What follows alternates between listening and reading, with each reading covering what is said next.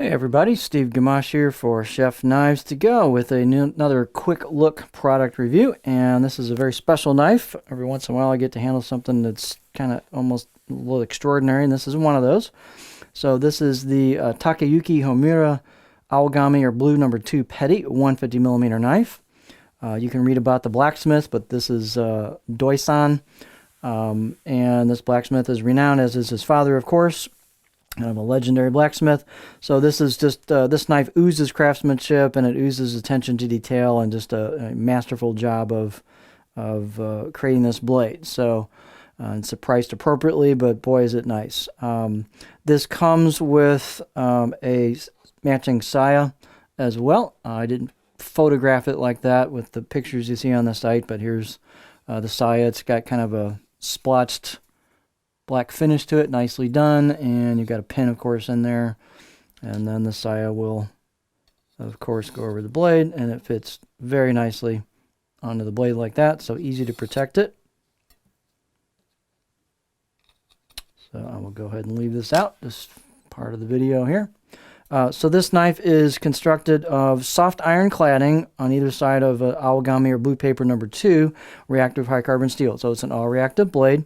Heat treats about 62 Rockwell on that core steel, approximately. It's not specifically said.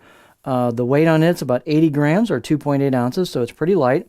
I am leaving the protective plastic, shrink wrap plastic on the handle. I'm not going to take that off. The owner can do that. So these are very nicely packaged. So the handle is octagonal, what's known as U, and black buffalo horn ferrule. You'll have a little bit of a jump here where the wood transitions to the buffalo horn. That's pretty normal. And it looks like it's sealed up pretty nicely right here where the tang goes into the handle. So nicely done there. The balance point, the blade's got a fair amount of stiffness to it, a little bit of mass to it, so your balance point's right about there. So pretty neutral. You can see kind of a unique shape to it, as well as a lot of belly towards the tip.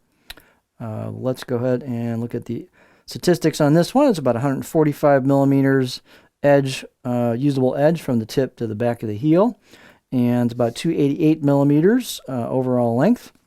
The spine, this has a bit of backbone to it. It's a fairly stiff blade, so I got about 2.4 millimeters thick coming over the heel, and then about 2.0 halfway down, and then you'll see it's got a nice taper to it, and it gets quite thin right at that tip, very thin actually, and it gets very thin at the edge.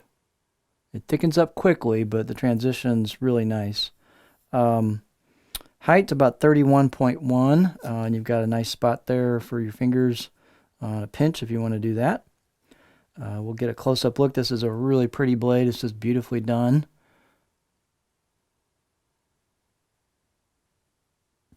So the finish marks are running the length of the blade instead of vertical.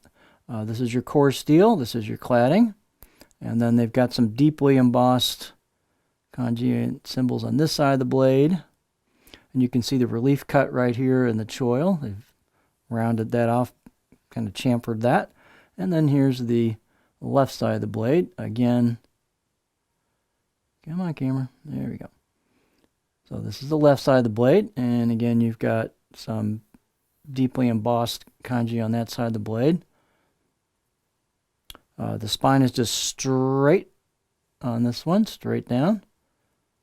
And it's nice and thin at the edge. You can see that kind of cladding there, what that looks like. So the fit and finish is just spectacular on this thing. It's just beautifully done. They've polished the spine nicely. They've chamfered both sides of the choil. That's really nicely done. I'm going to give this an 8 out of 10 on my scale. It's doggone sharp out of the box. It's like really sharp out of the box. Again, this is just a beautifully crafted blade. Yeah, I did the balance point already, so let's move this saya off to the side.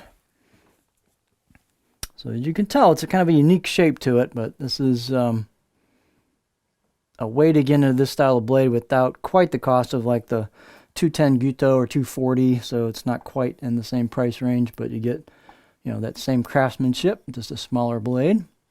So as you can guess, this baby is super, super belly. It's just the style that this maker put on it.